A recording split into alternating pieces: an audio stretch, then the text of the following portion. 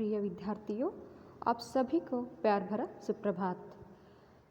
आज हम इस क्लास में चर्चा करेंगे कि आपके मध्यकालीन कविताओं में आने वाला पहला कविता कबीर दास के दोहे। हम पिछले क्लास में कबीर दास के बारे में संक्षिप्त जानकारी प्राप्त कर चुके हैं। अब हम कबीर दास के इधर क्या है 10 दोहे दिए गए हैं, उसमें से 5 दोहों का चर्चा करेंगे। मतलब प्रस्तुत कबीर दास के दोहे में कबीर दास जी मतलब गुरु की महिमा के बारे में, शरीर की नश्वरता के बारे में, परमात्मा की सर्वव्यापकता के बारे में, भक्ति भावना एवं नीतिपरक उपदेश आदि गुणों पर प्रकाश डाला है। गुरु की महिमा कैसी है, गुरु का महत्व अपने जीवन में, हर एक इंसान के जीवन में गुरु की महिमा, गुरु का एक महत्व क्या है, और शरीर की नश्वरता मतलब ये शरीर क्या है, हमने इस धरती पर जन्म लिया है तो हमारा जन्म क्या है, कभी भी मतलब उसका नाश हो ही जाता है, उसका नष्ट हो ही जाता है। ऐसे शरीर पर कभी भी इंसान को घमंड नहीं करना चाहिए, इसके बारे में बताया गया है। उसके साथ क्या है, परमात्मा की सर्वव्यापकता, यानी भगवान क्या है सिर्फ मंदिर मस्जिद में नहीं है, हमारे मन में है, हमारे वचन में है, हमारे कर्म में है, इसको बताने की कोशिश की है। उसके साथ साथ क्या है, भक्ति भावना के बारे में, समय की एक महत्व के बारे में इन्होंने इस दोहे के माध्यम से हमें समझाने की कोशिश किए हैं। तो आज हम पहले अभी दोहे देखेंगे। सद्गुरु के परताप तय मीटी गया सब दुख दर्द, कह कबीर दुविधा मीटी गुरु मिलिया रामानंद। देखिए और एक बार पढ़ रही हूँ उसको। सद्गुरु के परताप तय मिटी गया सब दुख दर्द, कह कबीर दुविधा मीटी गुरु मिलिया रामानंद। इसमें टफ वर्ड्स है। परताप यानी प्रभाव, तेज, प्रभुत्व यानी महिमा। मिटी गया यानी मिट जाना, समाप्त होना। दुख दर्द यानी कष्ट, दुख, बिता कह सकते हैं। दुविधा यानी एक संशय, असमंजस, द्वंद्व भावना यानी मैं क्या करूं क्या नहीं करूं, ऐसे द्वंद्व सिचुएशन में फंस जाना। और मिलिया यानी मिलना। इधर रामानंद क्या है, कबीर दास जी के गुरु का नाम है, आपको तो पहले मैं बता चुकी हूँ। तो देखिए इस दोहे के माध्यम से हमें क्या है, इधर अपने जीवन में गुरु का एक स्थान कैसी थी इसके बारे में समझाने की कोशिश कबीर जी की है। तो बता रहे कि सद्गुरु के परताप तय मीटी गया सब दुख दर्द, यानी इधर कबीर दास जी क्या है, अपने कबीर दास जी के गुरु कौन है, इधर कबीर दास जी के गुरु है रामानंद। वे पहले दोहे में कहा करते हैं कि उनके गुरु का नाम है रामानंद। तो इधर कबीर जी कहते हैं कि सद्गुरु के परताप से, सद्गुरु यानी सतगुरु यानी अच्छे गुरु के परताप से, प्रभाव से, उनकी महिमा से, उनकी एक तेज से क्या है, मेरे सभी प्रकार के दुख दर्द जो थे छूमंतर हो गए हैं। देखिए मीठी गया सब दुख दर्द, किसके प्रभाव से, सद्गुरु के परताप तय मीटी गया सब दुख दर्द, यानी सद्गुरु के सतगुरु यानी अच्छे गुरु के महिमा से, उनके प्रभाव से क्या है, मेरे सारे दुख दर्द जो थे, मेरी समस्याएं जो थे, मेरे प्रॉब्लम्स जो थे वो क्या है, ख़त्म हो गए हैं, मेरे जीवन से दूर हो गए हैं, मेरे मन में जो। और उसके साथ कहते हैं कि कबीर जी, कह कबीर दुविधा मीटी गुरु मिलिया रामानंद, यानी गुरु के प्रभाव से क्या है, मेरे मन में जो संदेह था, मेरे मन में जो संशय था, मेरे मन में जो समस्याएं जो थी, मतलब मेरा द्वंद्व एक हालत जो थी वो पूरा क्या है, मिट गया है। मतलब मेरे मन में एक ऐसे विचार थे कि मैं अपने जीवन में मुझे किस ओर जाना है, क्या अपनाना है, ऐसे मतलब इस दुनिया में भगवान है कि नहीं है, और ऐसे कुछ सवाल जो थे उसका सब उत्तर क्या है, गुरु के प्रभाव से, गुरु के दर्शन से इधर कबीर दास जी को मिल गया है। इसीलिए कबीर जी कहते हैं कि मेरे मन में रहने वाला संदेह जो था वो क्या है, इस मेरे सद्गुरु रामानंद जी ने मिटाया है। मेरे सभी समस्याएं दूर हो गए हैं। उन्होंने मुझे मार्गदर्शन दिए हैं, मुझे रास्ता दिखाया है, जिससे मेरे सारे समस्याएं भाग गए हैं। समस्याओं से अब मैं क्या हूँ, मुक्त हो गया हूँ करके बताते हैं। तो इतना ही है बच्चों। सद्गुरु के परताप तय मीठी गया सब दुख दर्द, कह कबीर दुविधा मीठी गुरु मिलिया रामानंद। मतलब मेरे जीवन में अपना गुरु जो है, गुरु रामानंद जी मेरे से मिलने से, उनके प्रभाव से क्या है, मेरे सारे दुख दर्द समस्याएं जो थी वो पूरे दूर हो गए हैं। और उसके साथ मेरे मन में रहने वाला कह कबीर, यानी कबीर जी कहते हैं कि मेरे मन में रहने वाला दुविधाएं जो थी, संशय जो थी, संदेह जो थी, डाउट्स जो थी, वो पूरा क्या है, मिट गए हैं, पूरा क्या है, दूर हो गए हैं। यही रहा आपका पहला दोहे। और दूसरा दोहे देखिए, गुरु गोविंद दो खड़े काके लागू पाए, बलिहारी गुरु आपने जिन गोविंद दियो बताए। देखिए, गुरु गोविंद दो खड़े काके लागू पाए, बलिहारी गुरु आपने जिन गोविंद दियो बताए। इसमें टफ वर्ड्स है। गुरु यानी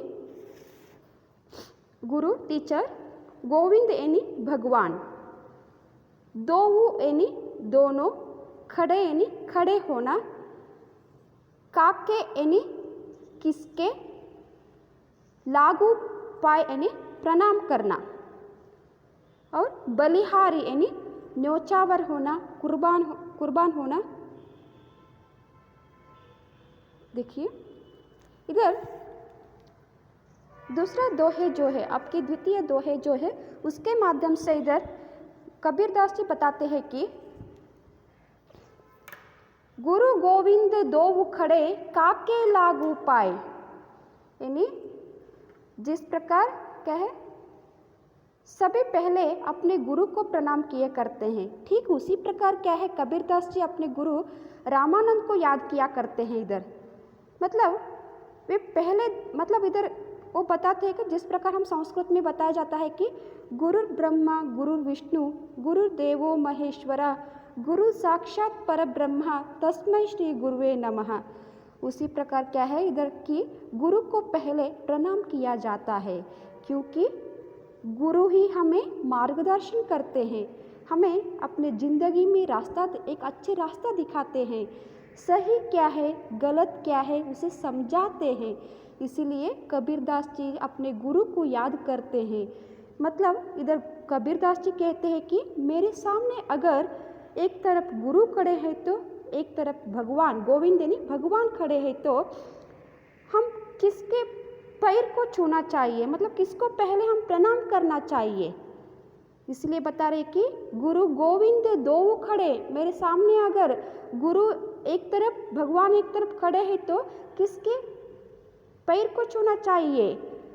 तो इधर कबीरदास जी, ये जायज़ बात है कि हम क्या करते हैं, भगवान का पैर छूते हैं, लेकिन इधर कबीरदास जी कहते हैं कि भगवान का नहीं बल्कि गुरु का पैर को छूना चाहिए, पहले गुरु को प्रणाम करना चाहिए, क्योंकि गुरु मतलब भगवान तक पहुंचाने वाले इधर कौन है, गुरु है।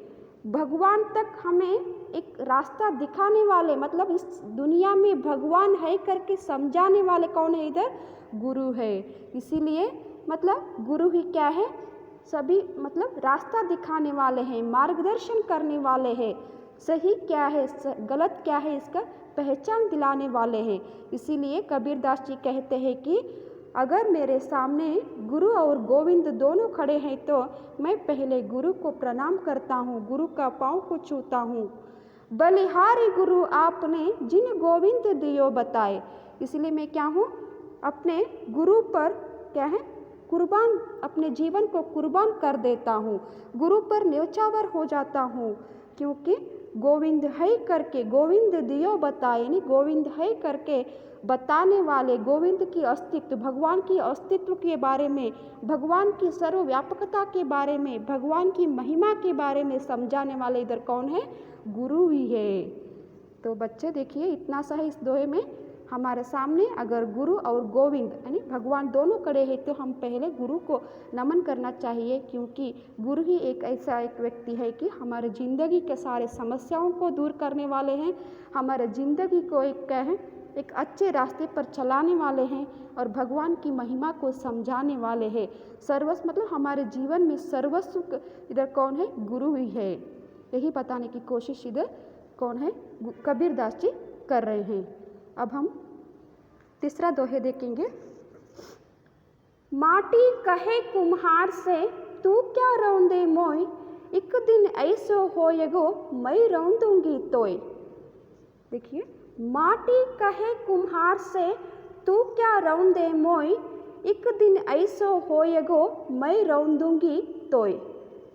इसमें टफ वर्ड्स है। माटी यानी मिट्टी, कहे यानी कहना, कुम्हार, कुम्हार यानी मिट्टी का बर्तन जो बनाते हैं वही कुम्हार है, और रौंदना यानी कुचलना, मतलब पैरों में डाल के क्या करना है? पैरों से कुचलना या दबाना। मोये यानी मुझे, तोये यानी तुझे। देखिए, होएगो यानी होना, रौंदूंगी या रौंदे यानी दोनों का अर्थ एक ही है कि पैरों से कुचलना या दबाना। इस दोहे के माध्यम से कबीर जी हमें एक संदेश देते हैं कि हमें समझाते हैं कि हमारा शरीर जो है नश्वर है, मतलब शरीर की नश्वरता के बारे में बता रहे हैं। किसी व्यक्ति मतलब इस बता रहे हैं कि इस दोहे के माध्यम से इधर कुम्हार का एक उदाहरण देते हुए बता रहे हैं कि माटी कहे कुम्हार से तू क्या रौंदे मोय, यानी इधर कुम्हार क्या करता है? मिट्टी के बर्तन बनाने से पहले मिट्टी को दबाता है, अपने पैरों से कुचलता है, मतलब अपने पैरों से मिट्टी को कुचलने के बाद ही, उसको दबाने के बाद ही क्या है? वो मिट्टी का बर्तन क्या है? तैयार कर सकता है। तो इसीलिए इधर क्या है? कुम्हार के उदाहरण देते हुए कह रहे कि माटी कहे कुम्हार से तू क्या रौंदे मोय। इधर मिट्टी कुम्हार से कह रही कि तू क्या मुझे कुचलेगा, तू क्या मुझे रौंदेगा, तू क्या मुझे अपने पैरों से दबाएगा, क्योंकि एक दिन ऐसा होएगो मैं रौंदूंगी तोय, यानी एक दिन ऐसा आएगा कि मैं ही तुझे, मिट्टी कह रही कि मिट्टी कुम्हार से कह रही कि मैं भी तुझे क्या करूँगी? एक दिन रौंदूंगी, मेरे अंदर तुझे ले लूँगी, क्योंकि इंसान का जब मृत्यु होता है तो उसको मिट्टी में ही दबा देते हैं, मिट्टी को ही मिट्टी में ही दफना देते हैं। तो इसलिए बता रहे हैं कि मतलब मानव इंसान जो है, मनुष्य जो है, मरने के बाद उसको मिट्टी के अंदर ही जाना है। इसीलिए मिट्टी जो है कुम्हार से कह रही है कि तू बर्तन में बनाने के लिए अपने पैरों से जो कुचल रहा है, मुझे दबा रहा है, लेकिन एक दिन ऐसा तेरा हालत हो जाएगा कि तू ही क्या है? मेरे अंदर आ जाएगा, मेरे अंदर मेरे में मिल जाएगा। तो बता रहे कि कभी भी, इसलिए इंसान को बता रहे, एक संदेश मिल रहा है कि इधर कबीरदास जी के माध्यम से, कबीरदास के द्वारा मतलब इंसान को कभी भी अपने शरीर पर घमंड नहीं करना चाहिए। मतलब एक शरीर जो है शाश्वत नहीं है, ये शरीर नश्वर है, कभी भी क्या है? एक न एक दिन इंसान को मरना ही है। जो कुछ लोग क्या है जल्दी मरते हैं, तो कुछ लोग क्या है थोड़ी देर से मिलते हैं, देर से मरते हैं। तो इसीलिए इधर क्या है? मतलब कुम्हार, मिट्टी और कुम्हार के उदाहरण के साथ बता रहे कि इंसान को कभी भी अपने शरीर पर घमंड नहीं करना है। मतलब किसी वस्तु को क्या है, किसी वस्तु का शोषण नहीं करना है। जब तक अपना जिंदगी है, उस जिंदगी में क्या है, कुछ न कुछ अच्छे काम करके इस धरती से विदा लेना है। इसीलिए कह रहे कि कभी भी मतलब अगर हम एक बार एक व्यक्ति का शोषण करते हैं तो दूसरी बार वही व्यक्ति क्या है हमारे शोषण कर सकता है। वैसे मतलब ये भगवान की जो व्यवस्था है, भगवान की जो एक सृष्टि की जो ये व्यवस्था है, ऐसे है कि कभी भी हम जो काम करते हैं उसका कर्म हम भोगते हैं। अगर अच्छे कर्म करते हैं तो अच्छे काम करते हैं तो अच्छे फल मिलता है, अगर हम बुरे कर्म करते हैं तो बुरे काम करते हैं तो कर्म यानी काम करते हैं तो हमें बुरे फल भुगतना ही पड़ता है। तो इसीलिए कभी भी इंसान को अपने शरीर पर अपनी एक दौलत पर क्या, कोई भी स्वभाव पर क्या है, कभी भी घमंड नहीं करना है। इस समाज में सभी से मिलजुल कर रहना है। यही संदेश हमें इस दोहे से मिलता है। और चौथा दोहे देखिए, निंदक नियरे राखिए आंगन कुटी छबाए, बिन पानी साबुन बिना निर्मल करे सुभाए। निंदक नियरे राखिए आंगन कुटी छबाए, बिन पानी साबुन बिना निर्मल करे सुभाए। इसमें टफ वर्ड्स है। निंदक यानी निंदा करने वाले, मतलब दूसरों के दोषों पर उंगली उठाने वाले। नियरे यानी पास, राखिए यानी रखना, और चबाए यानी बनाकर, बिन पानी यानी पानी के बिना, साबुन यानी सोप, निर्मल यानी स्वच्छ करना, सुभा यानी करे यानी करना, सुभा यानी स्वभाव। तो देखिए इधर कबीरदास इस दोहे के माध्यम से हमें ये संदेश देते हैं कि, ये समझाते हैं कि निंदा करने वाले जो है उनको पास रखने के लिए कहते हैं। इधर बता रहे कि निंदक नियरे राखिए आंगन कुटी चबाए, यानी जो निंदा करने वाले हैं, हमारे दोषों को उंगली उठाकर, हमें दोषों पर उंगली उठाकर बताने वाले जो है उनको क्या है, अपने पास रखिए, अपने आंगन में रखिए। उनको अपने आंगन में क्या है, आंगन में कुटी बनाकर उनको आंगन में कुटी जैसा उनको रखिए।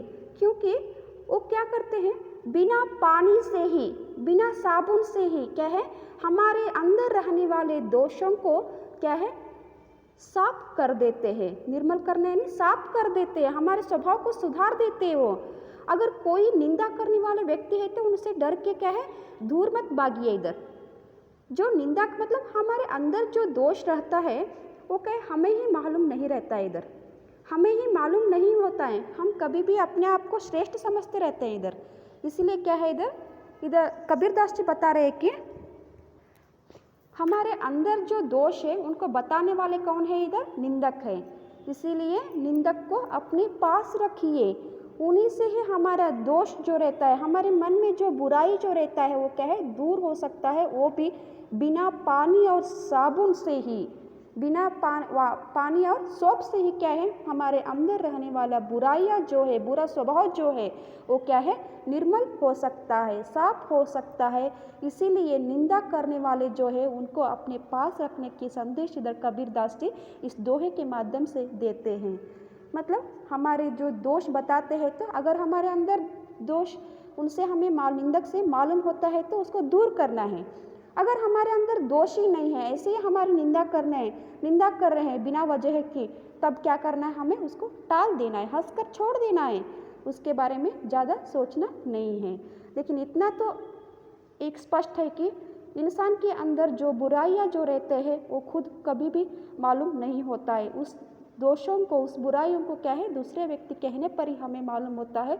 वही व्यक्ति कौन है, इधर निंदक है। तो इसीलिए निंदक से डरना नहीं चाहिए। निंदक को अपना पास रख कर ही क्या करना चाहिए, अपने जीवन बिताना चाहिए। तो पांचवा दोहे देखिए, कस्तूरी कुंडली बसई मृगुदुंडे बन माही, ऐसे घटी घटी राम है दुनिया देखे नाही। कस्तूरी कुंडली बसई मृगुदुंडे बन माही, ऐसे घटी घटी राम है दुनिया देखे नाही। इसमें टफ वर्ड्स है। कस्तूरी यानी एक सुगंधित द्रव्य, कुंडली यानी नाभि, कुंडली यानी नाभि, बसई यानी बसना, रहना, मृग यानी हिरन, डियर, दूंडे यानी ढूंढना, घटी घटी यानी शरीर के सारे अंग, घटी घटी यानी शरीर, दुनिया यानी जगत, देखे नाही यानी देखाई नहीं। तो देखिए, कस्तूरी कुंडली बसे मृगुदुंडे बन माही, ऐसे घटी घटी राम है दुनिया देखे नाही। इस दोहे के माध्यम से कबीरदास जी परमात्मा की सर्वव्यापकता के बारे में हमें समझा रहे हैं। मतलब भगवान का एक वास्तव क्या है, फिक्स जगह में नहीं है। ऐसी जगह नहीं है कि इधर ही भगवान रहता है, ऐसी जगह नहीं है। इसलिए इधर एक हिरण की उदाहरण के साथ समझा रहे कि कस्तूरी कुंडली बसे बसे मृगदुंडे बन माही, यानी हिरण का नाभि में ही, हिरण का एक कुंडली जो रहता है उसी में ही क्या है, कस्तूरी नामक एक सुगंधित द्रव्य रहता है। देखिए उसका खुशबू क्या है, उसको खुशबू को ढूंढने के लिए, मतलब उसको खुशबू जब आता है हिरण को, तब क्या करता है हिरण, उसके नाभि में ही वो सुगंध द्रव्य रहता है लेकिन पहचान नहीं पाता है। वो क्या करता है, उस कस्तूरी को पाने के लिए, उस सुगंधित द्रव्य को पाने के लिए पूरा वन में, पूरा जंगल में क्या है, भटकता रहता है। उसके अंदर ही सुगंधित द्रव्य है लेकिन उसको मालूम नहीं होता है, बल्कि उसको ढूंढने के लिए हिरण क्या करता है, मुर्ग क्या करता है, पूरा जंगल में, पूरा वन में क्या है, इधर उधर भटकता रहता है।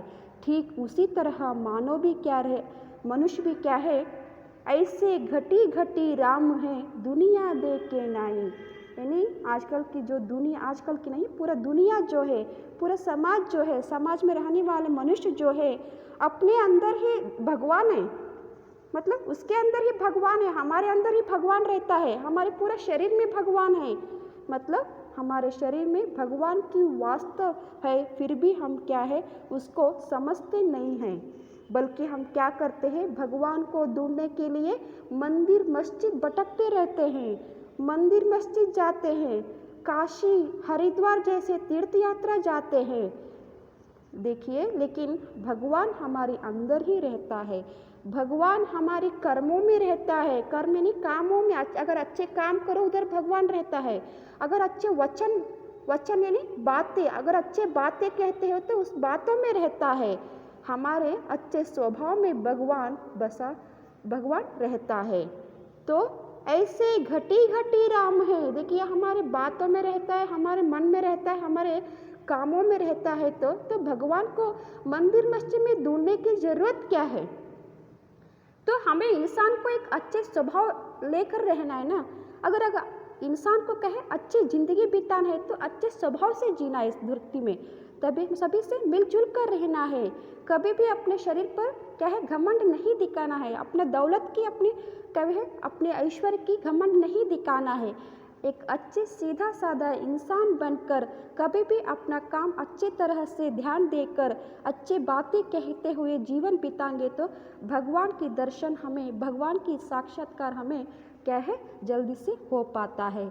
इसीलिए इधर कबीरदास जी बता रहे कि भगवान को ढूंढने के लिए, भगवान के लिए क्या है इधर उधर नहीं भटकना है, भगवान हमारे शरीर में ही है, फिर भी क्या है इस दुनिया जो है, दुनिया में रहने वाले इंसान जो है वो क्या करते हैं, पूरा दुनिया मतलब पूरा मंदिर मस्जिद मतलब पूरा दुनिया में ही घूमते रहते हैं, पूरा क्या है समाज में लोग क्या है इधर उधर भगवान के लिए, भगवान की साक्षात्कार के लिए भटकते रहते हैं। ऐसे नहीं करने के लिए इधर कबीरदास जी हमें संदेश देते हैं, वो भी मृग के कस्तूरी के एक उदाहरण देकर, जिस तरह हिरण क्या है अपने नाभि में रहने वाला कस्तूरी को नहीं पहचान कर उसको हासिल करने के लिए जंगल में इधर उधर भटकता है, ठीक वैसे ही क्या है इंसान भी अपने शरीर में, अपने बातों में, अपने कामों में रहने वाले भगवान को छोड़कर क्या है इधर उधर मंदिर मस्जिद घूमता रहता है। मतलब पत्थर को पूछता है, मतलब वो समझता है कि पत्थर में भगवान है, लेकिन नहीं, ऐसा नहीं है कि भगवान हमारे अंदर ही है, भगवान हमारे हृदय में ही है।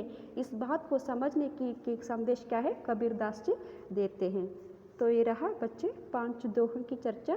आगे की जो दोहे हैं 5 दोहे बाकी है अभी भी, उसके बारे में हम आगे की क्लास में चर्चा करेंगे। धन्यवाद।